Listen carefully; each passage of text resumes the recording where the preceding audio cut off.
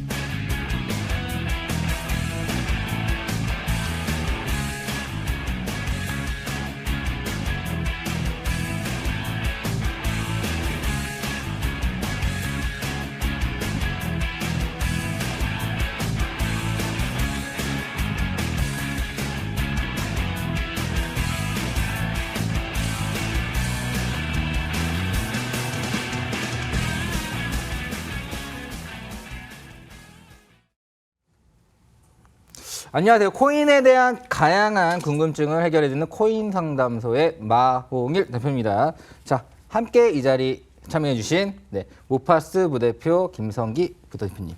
네, 안녕하세요. 모파스에서 CTO를 맡고 있는 김성기 기술이사입니다. 예, 반갑습니다. 네. 자, 어제는 모파스에 대해서 알아봤습니다. 보안 보상형 코인이라고 보안에 대한 사람들이 돈을 지출하는 부분들이 앞으로 커질 거고, 그리고 그 부분에 대해서 뭔가 이제 현재 지금 블록체인과 어울려서 이제 보안 보상을 이라는 유틸리티 코인에서부터 이제 플랫폼 코인까지 계획을 갖고 있는 모파스에 대해서 알아봤습니다. 그리고 모파스에 대한 여러 가지 궁금증들을 이제 미리 받았는데요. 자, 지금도 이게 생방송이거든요. 네, 모파스에 대해서 궁금하신 분들이 있는 분들은 깨톡에서 마홍일을 검색하시거나 또는 문자로 013-3366-8288로 남겨주시면 바로 지금 속 시원하게 해결해 드리도록 하겠습니다. 시장 자체가 사실 그렇게 좋진 않죠. 많이 안 좋아요. 그래가지고 지금 많은 투매도 나오고 실망도 하고 너무 고통스러운 시간인 것 같은데, 그렇다 하더라도 지금 비전에 또 투자를 하는 거고, 누군가의 아픔은 누군가에겐 기회일 수 있는 게 투자 시장인 건 맞는 것 같습니다. 자, 시청자분들의 어떤 질문들이 있는지 한번 체크해 보도록 하죠. 자, 모파스의 ICO 가격은 얼마인가요? 네. 요즘 코인 시세가 안 좋은데 반등 가능성이 있나요? 이건 좀, 알겠습니다. V3 알랩이 있는데 굳이 모파스를 사용해야 하는 이유는? 자, 화이트 해커는 모파스에서 정하는 건가요?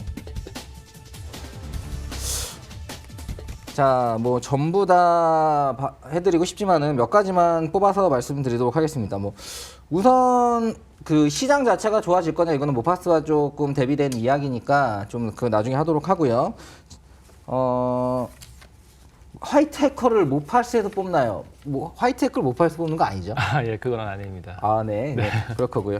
그리고 지금 V3 알랩인데 굳이 모파스를 사용해야 되는 이유가 있나요? 이 부분은 제가 말씀을 드릴게요. 자, 제가 이제 지금 모파스 이제 그러니까 기술이사죠. 기술이사고 전반적인 기술적인 부분들, 그리고 비즈니스적인 부분들을 같이 하시는 이제 김성기 부대표와 같이 이야기를 많이 나눴는데, 상위 1위부터 10위까지 있는 그 보안 업체들 있잖아요. 보안 업체들. 그럼 V3든 노턴이든 여러 가지가 있겠죠.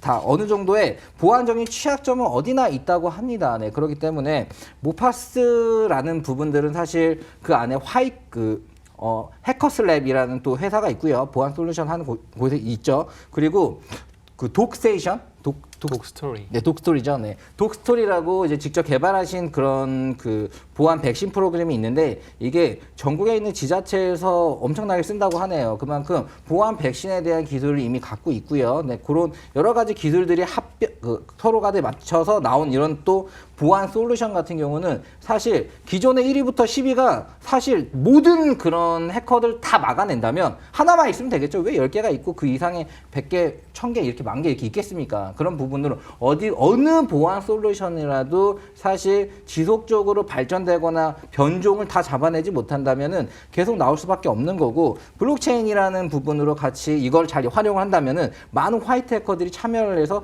좀 더 강력한 보안 솔루션을 만들 수도 있고 그 부분에 대한 코인에 대한 그런 보상이 나가고 이게 또 이걸 코인을 산 사람들도 이 값어치가 올라가는데 또 값어치가 올라가면 좋잖아요. 그럼 또 다른 코인을 사는 사람들이 들어오겠죠. 그리고 이 보안을 받기 위해서 여기에 대한 보안 시스템이 좋으면 보안을 받기 위해서 기관들이나 이제 기관들도 보안에 대한 지출을 어느 정도 계속하고 기업들도 계속 하는데 그 상황에서 무언가 이제 모파스를 갖고 있는 것만으로도 거기에 대한 지출을 하는 것만으로도 보안료를 줄여가면서 또 보안 서비스를 받고 있고 보안 서비스 자체의 질이 무조건 1위부터 10위가 아니더라도 상당히 좋다는 부분, 뭔가 백신적인 효과를 충분히 내고 이런 부분들을 계속 변종을 막아내는 빠른 이런 발전, 업데이트가 나온다는 부분들이 있으면 계속 늘어날 거고요. 그렇기 때문에 굳이 기존에 있는 거와 모파스를 똑같이 볼 필요는 없을 것 같아요. 굳이 아이폰 좋다고 해가지고 갤럭시 안 쓰는 거 아니잖아요. 뭐 이런 것처럼 이 보안 시장 자체도 어떻게 딱 누군가가 그냥 독점한다 이런 개념이 아니라 계속 화이트 해커들도 변종을 하고 그리고 화이트 해커 그리고 해커들도 변종을 하기 때문에 이 부분을 계속 막는 부분들은 앞으로 더 발전을 해야 되고 다양한 서비스들이 나와야 된다는 게 저의 생각이고 그 전에 이제 뭐 같이 회의했던 내용의 뭐 결과라고 보면 되겠네요. 자, 우선 바로 그 모파스 그에 대해 모파스 부대표님이랑 뭐 질문하는 시간을 갖도록 하죠. 자, 뭐 캐터 플레스 뭐 연결되시면 바로 이야기 나누도록 하겠습니다. 사실 이 보안에 관련된 이야기다 보니까 내용들이 좀 어려워요. 그냥 딱 봤을 때 보안 솔루션을 위한 여러 가지 작업 뭐라고 설명을 해야 되죠? 네. 너무 네. 이게 좀 약간 편하게 그 이야기 나누는 걸로 갈게요. 사실 너무나 용어들이 익숙하지 않은 거예요. 네. 그러니까 보안이라는 게 우리가 이제 일상생활에 들어오는 데까지는 좀 어려운 되게 오래된 시간들이 있었는데요. 지금 이제 랜섬웨어 같은 문제들이 지금 이제 피해를 많이 입었어요. 우리가 이제 일상에서 그 악성 코드를 막을 때는 백신이 잘 막았었어요. 기존의 방식으로는. 근데 이제 랜섬웨어는 돈을 요구하는 소프트웨어거든요. 그러니까 정상 행위만으로도 돈을 요구할 수도 있어요. 악성 행위가 아니라. 근데 정상 행위를 통해서 들어온 거를 막을 방법이 없는 거예요. 그럼 기존에 우리가 알고 있는 방법론으로 이 랜섬웨어를 차단하거나 이런 악성 코드를 대응한다라는 어떤 생각은 이제는 이제 패러다임을 바꿔야 되는 쉬프트를 해야 되는 시기에 왔다라고 생각합니다. 그래서 우리가 보안하면 좀 어려운 문제가 아니라 우리가 일상을 살아가는 데 있어서 현실 사회에서 되게 많은 문제들이 있어요. 그 문제를 다루는 데는 어떤 장애나 에러나 경고도 보안 문제라는 거죠. 그래서 이 보안 문제는 일상에 있는 문제, 갈등에 대한 문제, 디지털에서 생기는 갈등의 문제와 다르지 않다. 그래서 그 갈등을 중재하고 해결하는 사람들이 이 솔루션을 개발하거든요. 그래서 그런 관점에서의 보안이다라고 생각하면 이해가 좀 쉬울 겁니다. 네, 오케이, 알겠습니다. 자, 지금 그 모파스 같은 경우는 뭐 사실 이제 보안적인 전반적인 유틸리티, 그러니까 보안에 특화된 코인이기도 하면서 이제 아예 이제 이오스나 또는 이더리움 같은 플랫폼까지도 지향한단 말이죠. 네, 다양한 부분들을 또 이야기 나눠보도록 할 건데요. 좀 빠르게 시청자분들이 정말 궁금한 부분, 또 내가 전문가적으로 봤을 때 이건 짚고 넘어가야 되는 부분을 쉽게 설명하도록 나가도록 하겠습니다. 자, 그냥 모파스 코인이 갖고 있는 강점은 뭐라고 생각하시나요? 우선 무엇보다도 빨라요. 속도를 중심으로 일을 푼다는 거죠. 그러니까 모든 서비스, 뭐 다양한 생태계를 조성할 때 우리는 응답성이 중요한데 우리는 그걸 빠르게 응답하기 위한 블록체인 모델을 재해석했어요. 또 하나는 그러다 보니까 속도 문제를 풀다 보면은 약간 약점이 생기죠. 그게 이제 특히 보안 문제가 생길 가능성이 있어요. 그래서 우리가 가장 잘할 수 있는 경쟁력을 가지고 이 우리가 이제 수압 분석이라고 하죠. 강점. 우리가 갖고 있는 가장 강력한 강점과 기회비용을 이 보안과 속도 기반에서 문제를 풀어냈다라고 생각하시면 될 것 같고요. 그것이 모파스가 갖고 있는 플랫폼 코인으로서의 가장 큰 장점이고 메리트다라고 생각합니다.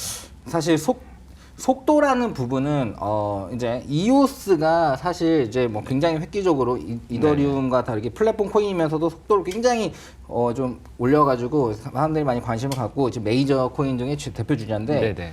이오스와 이제 속도적인 부분들이 비교를 해보면 어떤가요? 우선 저희는 이제 이오스 수준보다는 더 빠르게 플랫폼을 구성을 하긴 했어요. 네. 근데 중요한 거는 이제 저희가 전 세계 한 1,440개의 노드 블록체인 네트워크 노드를 운영하는데 그 노드를 운영하는 방법론 자체가 기존의 어떤 확장성을 나름대로 고려해서 설계를 했거든요. 블록체인의 이제 합의 검증 모델 자체를.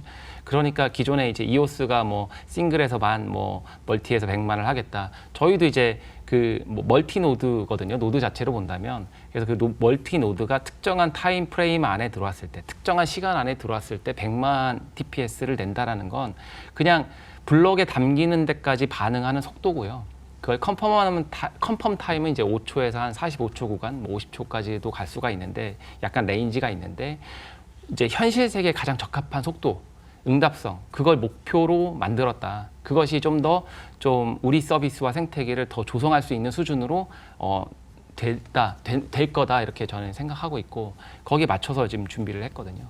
네, 지금 이제 이 부분에 대해서 제가 보충 설명을 하도록 하겠습니다. 자, 우선 그 노드라는 부분들이 이제 속도에 상당히 중요한 부분이죠. 네, 노드가 이제 이제 뭐 이렇게 그 승인을 해줘야 되는 부분이니까. 네. 자, 노드 자체를 상당히 검증된 노드만 받는다고 했어요. 검증된 노드를 받고 그 노드의 자체적으로 신뢰성을 높여서 그 처음에 나온 이 속도를 노드의 신뢰성을 높이면서 또 높인다. 뭐 이렇게 이해하면 되는 건가요? 네네네, 그렇죠. 네, 이렇게 이해하시면 될 것 같고 사실 기술적인 부분들을 너무 깊게 들어가면은 우리들은 이게 그걸 뭐 어차피 블록체인이 뭔지도 모르고 사실 이 시세가 네네, 상승하니까 투자했다가 떨어지니까 이제 거품이 다 없어질 거다. 네. 근데 그냥 근본적인 질문 하나 하겠습니다. 블록체인을 이용한 보상형 이제 어떻게 보면 모파스라는 코인을 만들었는데 블록체인 시장 자체의 전망성 어떻게 보세요? 저는 블록체인은 앞으로 우리 사회가 구조적으로 갈등이 많아지잖아요. 복잡해지니까. 네. 예를 들어서 한 예를 들게요. 인공지능 의사가 나오겠죠. 그리고 처방전을 로봇 처방을 해가지고 스마트 컨트랙트에다 처방전을 넣었어요. 그럼 이제 로봇 약사가 처방을 해줍니다.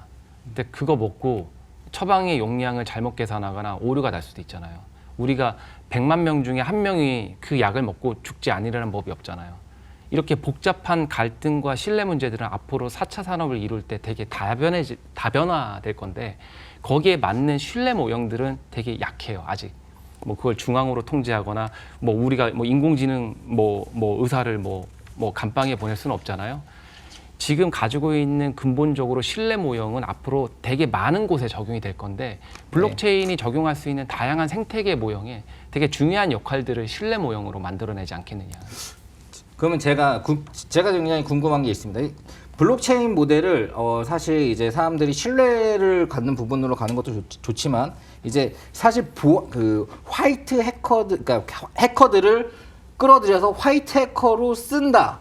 거기에 대한 뭔가 이제 그 보상을 준다. 코인이라는 부분으로. 이런 부분에 대한 아이디어는 상당히 좋다고 생각합니다. 왜냐하면 해커들 자체가 상당히 음성 시장인데 거기서 이제 할 일들을 주고 거기에 대한 보상으로 코인을 받아서 거기에 대한 수익을 또 내서 자기가 또 본인이 해커였다가도 화이트 해커로 바뀌고 또 뭐 공격을 했던 거에서 이제 방어하는 모드로 바뀌는 거는 사실 한 끗 차이라고 생각을 하는데 거기서 좀 궁금한 게 김성기 부대표님의 아까 이력도 살짝 궁금해집니다. 네, 뭐 대표적인 이력 좀 몇 가지만 말씀해 주시죠. 네.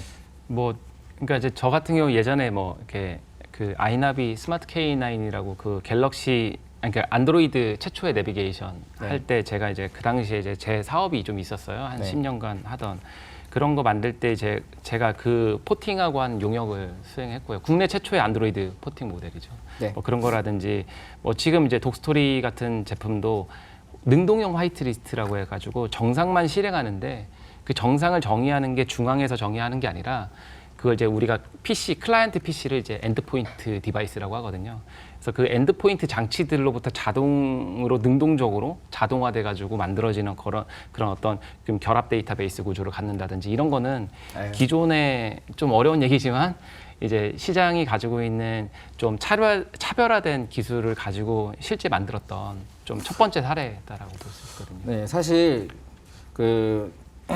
사실 이제 제가 이제 왜 이 사실 생방송인데 갑자기 이제 물어본 거예요. 그 부분은 시청자분들이 궁금한 거는 기술적인 부분이 들어가니까 기술은 사실 기술적인 부분들이 부각이 되지 않으면 마케팅으로만 승부할 수는 없는 거거든요. 네, 사실 이 코인이 이제 상장을 하고 또 가격을 형성되는 과정이 있어서 기술 코인이 기술이 약하면은 그거는 말 그대로 스캠이 돼버리는 거거든요. 네네네, 그렇기 그럼요. 때문에 네네. 그 부분을 어떤 이력을 갖고 어떤 지금 작업을 미리 해왔으며 그 기술을 발전시켜서 모파스가 또 어떤 방향으로 나아갈지를 물어보기 위해서 또 네네. 물어봤고요. 그럼 기술적인 부분 하나만 더 짚도록 하겠습니다. 이게 상당히 중요한 거라서. 자, 지금 모파스에서 지금 사용하는 더블 링크 블록체인이 있어요. 그게 네네. 이더리움 쪽에서도 개발 중에 플라즈마라고 있거든요. 아, 네, 알고 있습니다. 네, 그 부분이랑 어떤 차이가 있는지. 그러니까 확장성을 고려한 건 플라즈마가 있는데 그 확장성 고려해서 만들었는데 그 확장성을 고려해서 만드는 그 플라즈마가 최근에 플라즈마 캐시라고도 나왔어요. 네. 그러니까 뭐냐면 계속 이제 업그레이드하고 발전을 하고 있는 건 맞는데 그 얘기는 뭐냐면 최종적으로 그 목적성을 계속 달성하기 위해서 계속 변화하고 있는 거는 좋은 면인데 블록체인은 그 변화를 계속 수용하기 위해서는 포크를 해야 되잖아요. 지금 포크 이슈 때문에 얼마나 시장에 문제가 많습니까? 그래서 최대한 근본적으로 원리적으로 원칙적으로 해석해야 되는 블록체인의 모델을 두 개로 그냥 나눈 거예요. 그냥 관리하기 쉽게. 왜냐하면 우리가 통장 내역에 내가 돈을 얼마 보냈다 받았다 금액 보낸 사람 받은 사람 금액만 찍히잖아요. 저는 그게 원장이거든요. 블록체인이 가지고 있는 원장의 목적을 달성하는 거는 블록체인이 맞아요. 근데 중요한 건 스마트 컨트랙트는 내가 어떤 조건과 어떤 계약과 어떤 명세를 통해 가지고 그 토큰을 받을지 말지에 대한 도메인이고 또 하나는 링크고 또 하나는 데피니션이거든요. 그러니까 그거 자체를 할 때는 그것은 합의에 의해서 계약이 취소될 수도 있잖아요. 근데 블록체인이니까 취소가 되면은 삭제는 못 시키잖아요. 다른 사람과 나랑 계약을 했는데 야 우리 이 계약을 그냥 뭐 정리하자 삭제하자 삭제할 수 없잖아요. 블록체인이니까 삭제는 안 되되 히든을 시킬 수 있게. 그래서 우리가 스마트 컨트랙트는 신뢰할 수 있는 체인의 모델을 현실 세계에 적합하게 만들자 해가지고 체인의 구조를 나눈 겁니다. 네, 우선 제가 봤을 때는 이제 좀 쉽게 정리를 하도록 하겠습니다. 좀 뭐 시청자분들은 이해를 못 할 거예요. 하지만 저는 공부를 좀 했으니까요. 네네네네. 그리고 뭐 우리가 한 4번 정도 만났잖아요. 예, 그렇기 때문에 그동안 저도 공부를 한 부분이 있기 때문에 쉽게 말씀드리면은 기존의 블록체인에도 사실 업그레이드를 하고 발상의 전환으로 훨씬 더 빠르고 훨씬 더 보안적인 부분들이 강력하고 훨씬 더 뭔가 블록체인을 그대로 활용할 수 있는 플랫폼을 다시 만들었다는 건데 네네. 그런 부분들이 만일 실질적으로 사용되는 게 또 중요하다고 생각을 해요. 네네네. 그래서 지금 뭐 시간적 차이가 있으니까 모파스가 언제부터 실질적으로 사용이 될까요?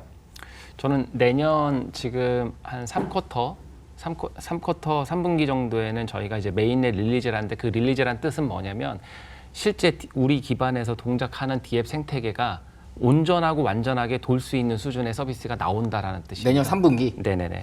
그래서 그때 지금 테스트넷이 다음 달에는 출시를 하고 네. 또 출시되게끔 저희가 이제 기터브나 소스 코드를 정비하고 있는 중인데 저희가 메인넷을 보통은 이제 내년 4월에서 6월 사이에는 기본적인 모델은 끝나요. 네. 단지 이제 최적화, 안정화 그리고 이것에 대해서 시장의 어떤 생태계를 더 조성할 수 있는 어떤 또 다른 면이 있나 없나를 좀 들여다보는 그때까지의 좀 쿠킹하는 시간 정도로 보고 있고요. 그게 이제 내년 3분기 정도에는 그 내년 목표입니다. 3분기에는 이제 메인넷에도 런칭을 하잖아요. 네네네. 네, 그렇게 된다면 이제 기존의 유틸리티 코인으로서 보상 보안에 최적화되어 있는 코인에서 네. 뭔가 이제 플랫폼도 제공하는 네네. 그런 코인으로 이제 좀 더 업그레이드 되는데 네네. 플랫폼 코인으로서의 모파스만이 갖고 있는 강점이다. 뭐 짧게 어떤 강점이 있을까요? 무엇보다도 서비스가 되려면 그 서비스에 반응하는 속도가 빨라야 되잖아요. 네. 그 서비스의 반응 속도가 빠르게 돼 있고요. 또 하나는 그 생태계를 조성하기 위해서 어떤 이 시장의 밸류, 가격적인 어떤 메리트나 펀드멘탈 줘야 되거든요. 그래서 그 펀드멘탈을 주기 위한 그 생태계를 좀 베네핏 있게 그렇게 주게끔 만들었다.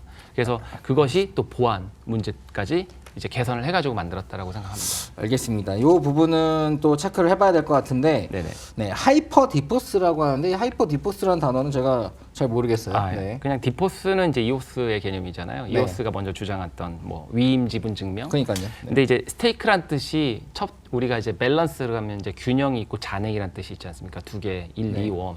스테이크란 뜻도 지분이고 이해관계자란 뜻이 있습니다.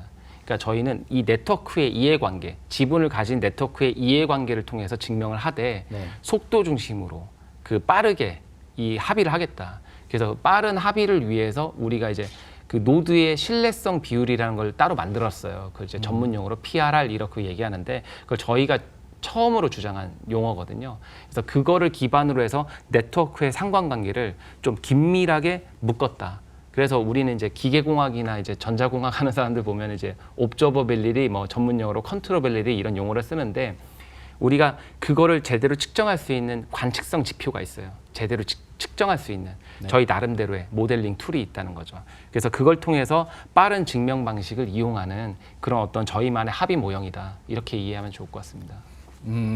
그렇다면 이제 하이퍼 디포스라는 개념을 가지고, 그러니까 어떻게 보면 그게 약간 신념이나 뭐 그런 네, 거랑 네, 비슷한 네, 거네요. 네, 네, 네, 네. 사명 같은 개념으로 네, 지금 네. 시작이 된 건데, 자, 뭐 SDEP과 그냥 DEP의 차이점도 뭐 한번 찍어봐야 될 것 같아요. 이건 완전 간단한 건데요. 그냥 우리는 이제 보안을 중심으로 네. 서비스 모형이 만드니까 덱을 만들 때 보안 문제를 더 들여다보고 컴포넌트나 API를 만들어놨어요. 네. 그래서 그게 security의 S를 써서 이제 보안에 좀 더 최적화되고 보안을 좀 더 그 강화된 그 분산 어플리케이션이다라는 뜻입니다. 그러면 지금 하이퍼 들어갔고, 네. S 들어갔고, 네. 네, 지금 뭐 이제 오파스 더블 링크 뭐 이런 거 들어가고, 네, 네, 네.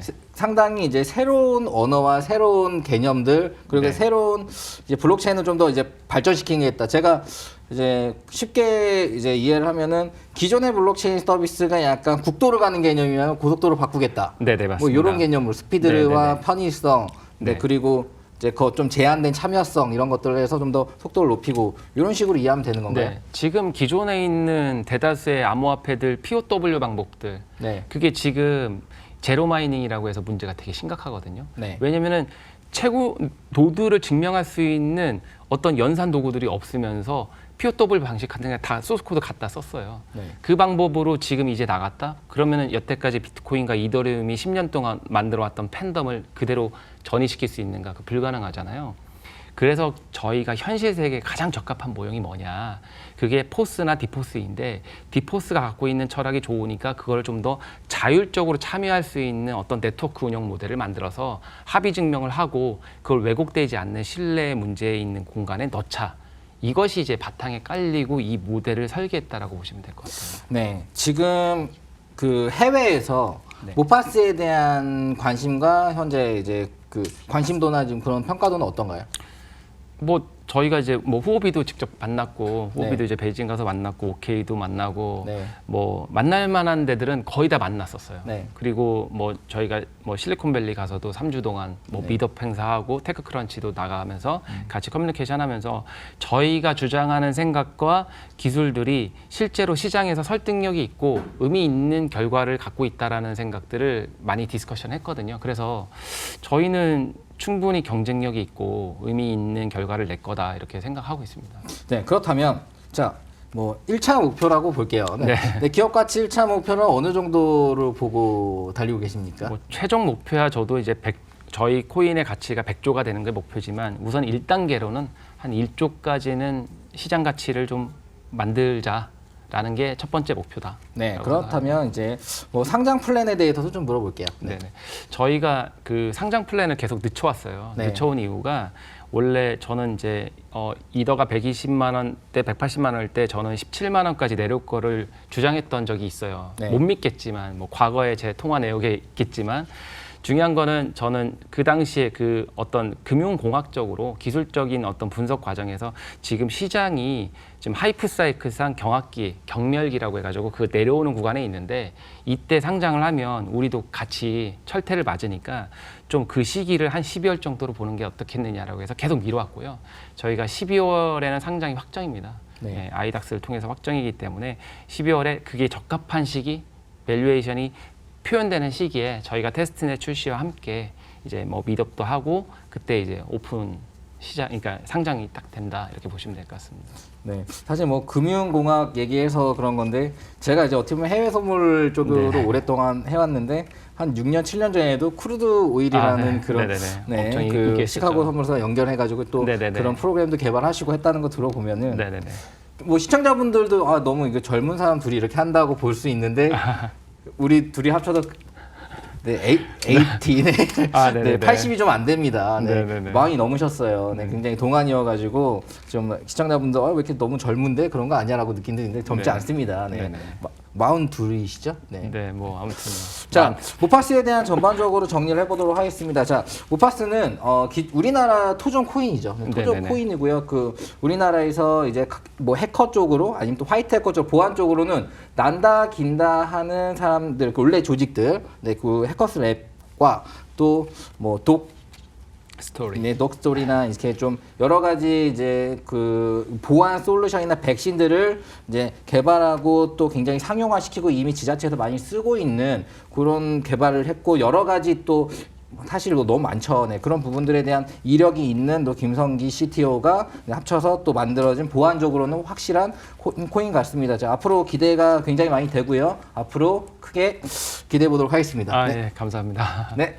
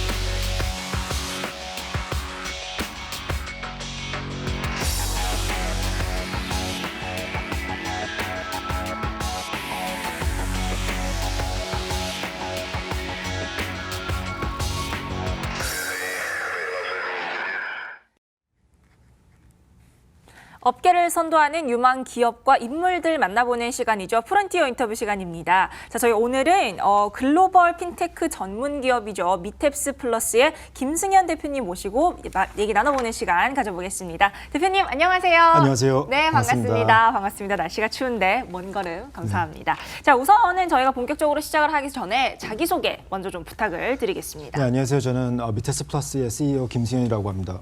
반갑습니다. 네, 사실 이제 블록체인과 관련해서 이 사업 영역을 굉장히 많이 넓혀가고 계신 것 같은데 우선 관련 내용을 좀 저희가 집중적으로 보기 전에 우선은 이 미탭스 플러스는 과연 어떤 기업인지 먼저 얘기를 좀 해주실까요? 네, 저희는 그 미테스 플러스는 2015년도, 16년도에 두 번의 M&A로 한국에 약 400억 정도 투자해서 두 개의 회사를 인수했고요. 네. 그리고 2017년도에 저희가 ICO를 해서 블록체인 사업으로 저희가 확장을 하고 있는 모바일 핀테크 기업입니다. 네, 알겠습니다. 사실 이 미탭스 플러스가 이제 저희가 오늘 모시게 된 것도 사실은 뭐 이제 이더 기반의 암호화폐죠. 플러스 코인 발행을 비롯해서 또 자회사의 암호화폐 거래소인 업사이드까지 현재 오픈이 된 상황입니다. 굉장히 활발한 활동을 하고 계신데 과연 이 블록체인 시장의 진입 어떻게 시작을 하게 되신 건지 좀 궁금해요. 네, 저희가 그 사실은 모바일 결제 시장에 1년에 1,000만 건 정도 거래를 하고 있고요. 네. 그리고 이 1,000만 건이 약 5천억 정도 되는데 저희가 이게 여러 가지 포인트를 혼합해서 결제를 해야 되는데 저희가 그렇죠. 블록체인을 도입하면 네. 투명성과 그리고 결제를 좀 더 쉽게 할 수 있지 않을까. 그래서 시작하게 됐습니다. 네, 그렇죠. 이렇게 따지면 사실 그런 블록체인 기술의 어떤 투명성이라든지 이런 부분을 현재 갖고 계신 소스에 잘 활용을 하실 수 있을 것 같은데 저희가 본격적으로 얘기를 좀 시작하기 전에 대표님께서 과연 이 블록체인과 인연을 맺기 전까지 이제 과거에는 또 어떤 일을 해오셨는지가 좀 궁금해요. 네, 저는 사실은 블록체인 쪽 경험이 있어서 이걸 시작한 건 아니고요. 저는 네. 원래 구글에서 아시아 지역 마케팅 총괄을 했었고 유튜브 심포니 오케스트라나 이런 글로벌 프로그램을 총괄을 했었습니다. 그리고 네. 그 전에는 그 소프트뱅크에서 2천억 투자한 인모비 코리아의 CEO였습니다. 알겠습니다. 굉장히 화려한 이력을 갖고 계신데 자, 이번에는 이제 본격적으로 저희 프로젝트에 대해서 좀 얘기를 나눠보도록 하겠습니다.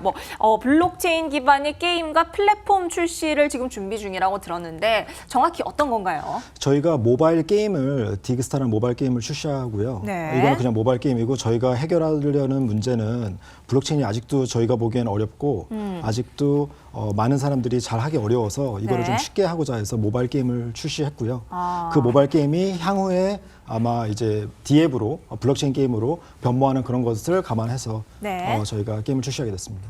알겠습니다. 자, 그럼 방금 이제 잠깐 언급을 하셨는데 이 디그스타 모바일 게임과 또 이 블록체인 약간 아직은 좀 어려운 이 블록체인의 관계 어떤 부분에서 저희가 좀 좋은 점을 찾아볼 수 있을까요? 저희가 우선 모바일 게임을 출시하고 이 유저들을 블록체인 게임을 출시했을 때 글로 이동시킬 계획을 가지고 있고 네. 이 아이템들을 거래할 수 있게 저희가 거래소를 만들어서 아이템들을 거래할 수 있게 이더리움 기반으로 하려고 준비 중에 있습니다. 알겠습니다. 자, 이렇게 이제 모바일 게임 디그스타의 블록체인 기술을 적용을 하게 될 텐데 또 한 가지 여쭤보고 싶은 거는 이 탈중앙화 시스템을 구축한 플랫폼이죠. 이 템엑스만의 강점이라고 해야 할까요?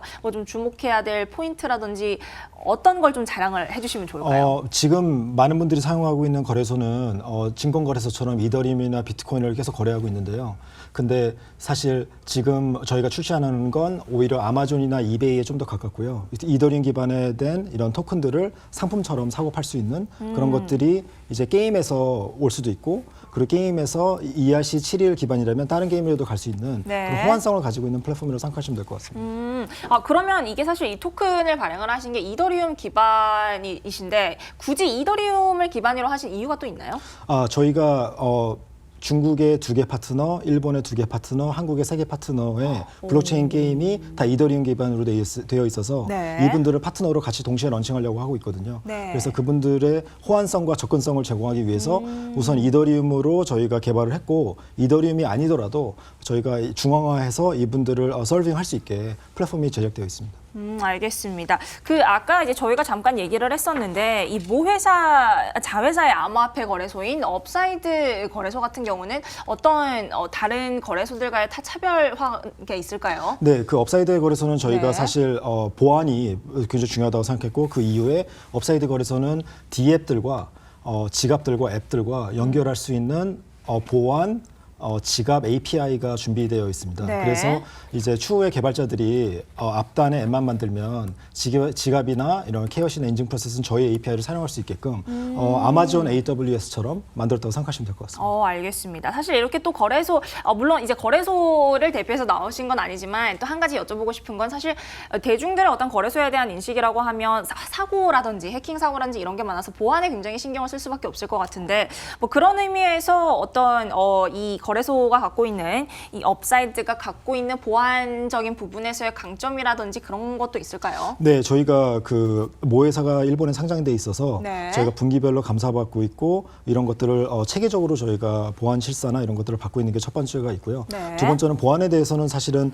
뭐 이렇다 저렇다 말하는 것보다 굉장히 신중하고 보수적으로 운영하는 게 핵심이어서 저희가 거래소를 출시했지만 네. 저희가 단계적으로 마케팅도 하고 준비를 하고 있습니다. 보수적으로 접근하는 게 아무래도 맞다라고 알겠습니다. 제가 알기로는 2017년에 ICO가 마무리가 됐어요. 얼마 정도로 마무리가 됐었죠? 저희가 그때? 2017년도 네. 그 9월쯤 ICO를 했고요. 네. 저희가 그 당시에 35,000 이더리움 정도를 했었고 와. 그게 플러스 코인이고 네. 저희가 그 플러스 코인이 저희의 블록체인에 진입하게 해줬고 네. 그 이후에 저희가 플러스 코인을 활용해서 저희가 런칭하는 게임이나 네. 이런 것들을 굉장히 많이 사용할 수 있게끔 그렇죠. 약간 기축통화처럼 저희가 플러스 코인 기반으로 준비를 좀 하고 있습니다. 사실 어떻게 보면 굉장히 이 위텝스 플러스 내에서의 어떤 이 블록체인 생태계를 구축한다는 느낌까지 저는 지금 받고 있는데 네네. 네, 그런 의미에서 저희가 지금 잠깐 ICO 얘기를 했었는데 좀 무거운 주제로 저희가 한번 가볼게요. 사실 대중들의 어떤 ICO에 대해서 아직 뭐 국가에서 장려를 하고 있지 않기도 하고 어떤 ICO에 대해서 부정적인 인식이라는 게 아직은 좀 남아있는 상황인데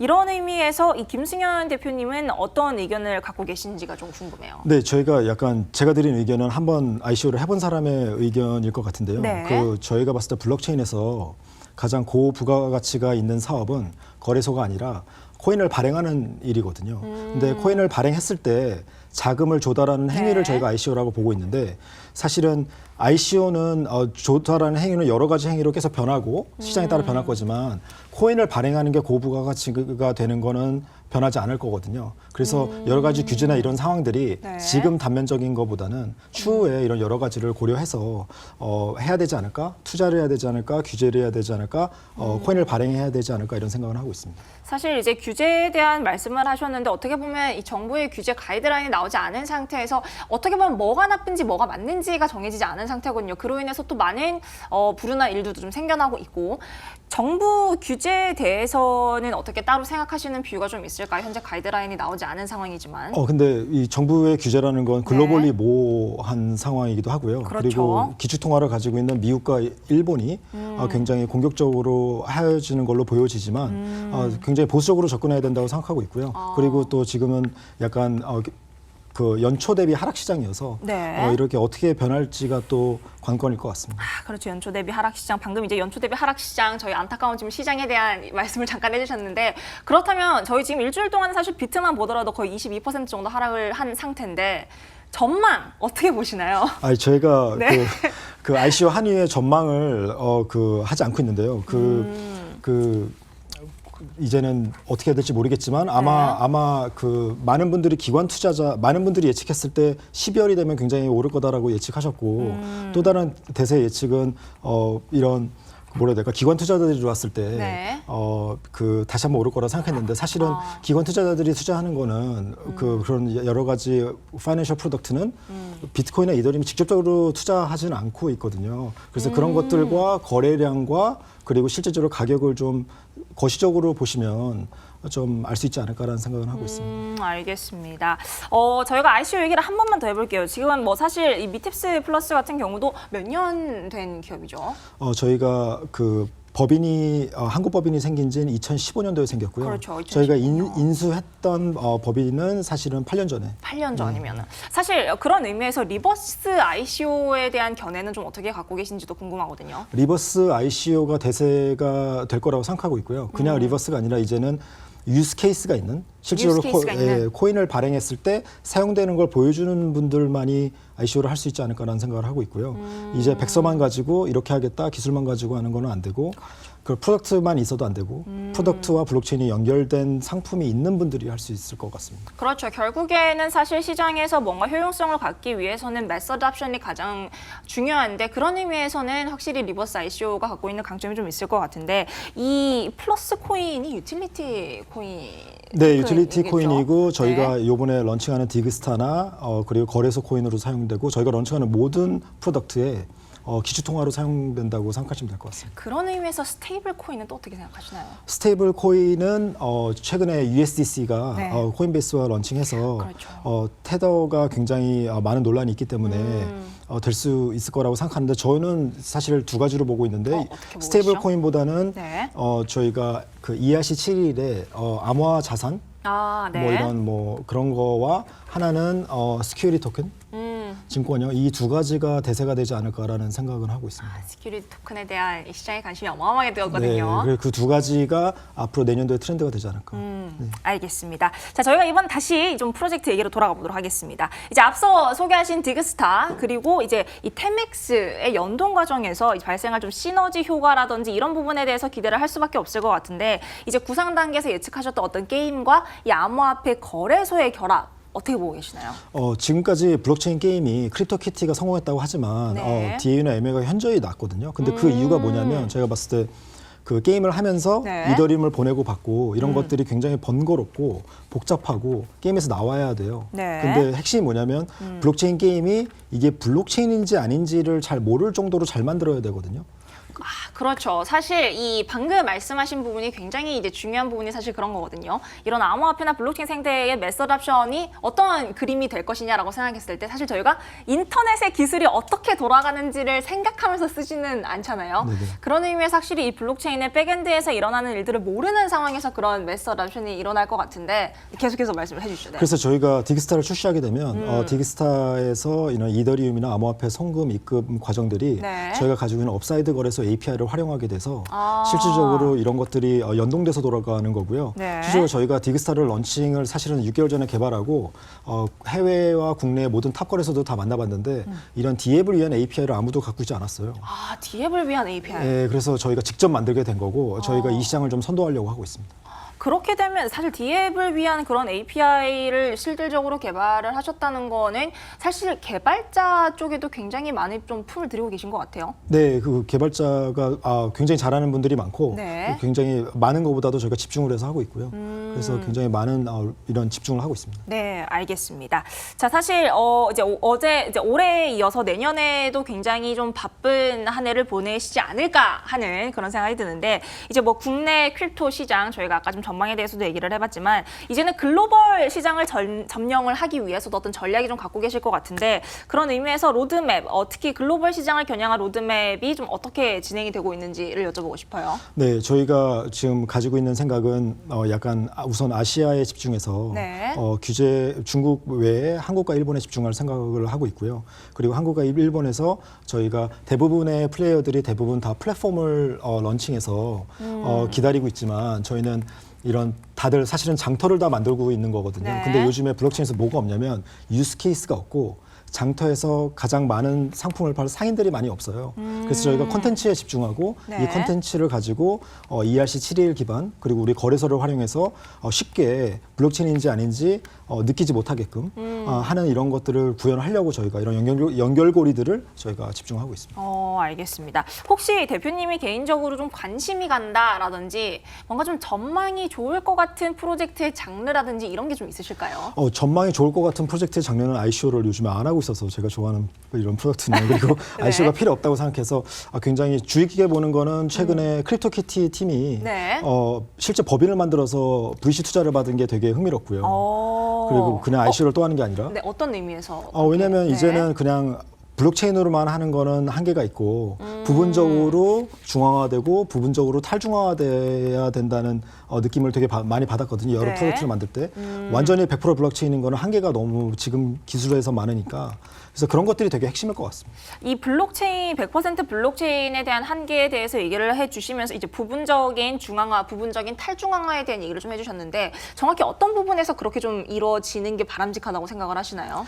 시장의 초기 상황에서 네. 너무 블록체인으로 되어 있는 플랫폼을 만들고 블록체인의 시대가 오는 걸 기다리는 것보다 네. 중앙화해서 기존의 모바일이나 이런 많은 유저들이 있는 사람을 점진적으로 블록체인을 경험하게 해주고 이게 어떤 것인지 경험하게 해주지만 많이 느린 속도라던가 이런 것들은 좀 제거하고 네. 이런 분들을 좀 블록체인 쪽으로 와야 되는 그런 역할을 중앙화해서 좀 하고 이분들이 좀 학습을 하게 되면 좀 할 수 있을 것 같고요. 그리고 많은 분들이 사실 지갑을 사용하는 것도 되게 어려워하세요.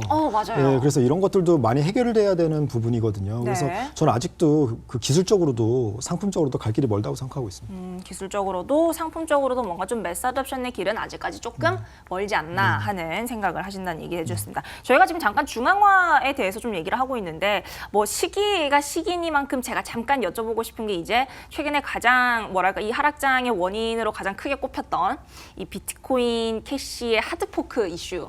가 사실 시사하는 바가 굉장히 컸던 게 이제 어떤 이 탈중앙화를 모토로 하는 블록체인 기반에서 어떤 뭔가 이 중앙화된 마이닝 풀에 의해서 소수의 이견에 의해서 좌지우지되는 이런 이슈에 대해서는 또 어떤 견해를 갖고 계시지 좀 궁금하거든요. 이제 저는 많은 사람들이 하드포크가 되면서 어떤 상황인지 알게 돼서 그렇죠. 옛날에는 너무 수면위로 다 떠올랐어요.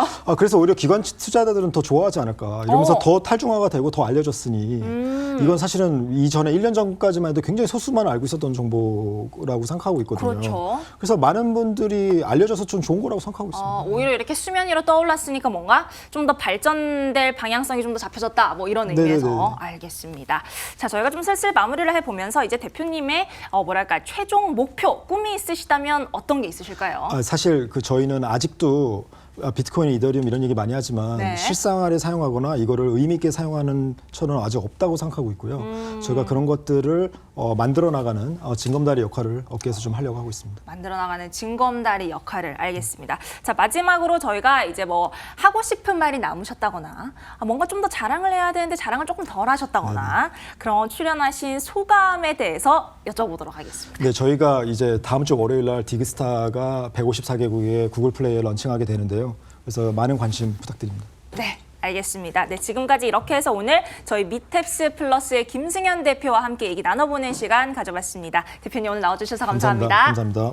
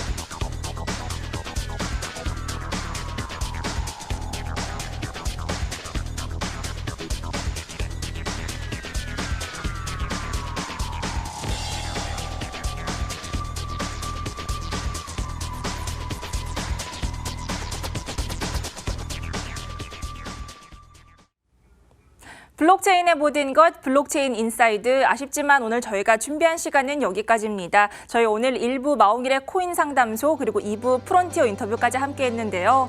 자, 비록 하락장에 모두 근심 많으실 테지만 어떻게 보면 이 블록체인 생태계로 올바른 방향성에 대해서 한 번 더 고찰해볼 수 있는 시기가 아닌가 하는 생각도 듭니다. 그럼 저희는 다음 주 수요일 이 시간에 더욱더 알찬 소식으로 찾아뵙겠습니다. 시청해주신 여러분 고맙습니다.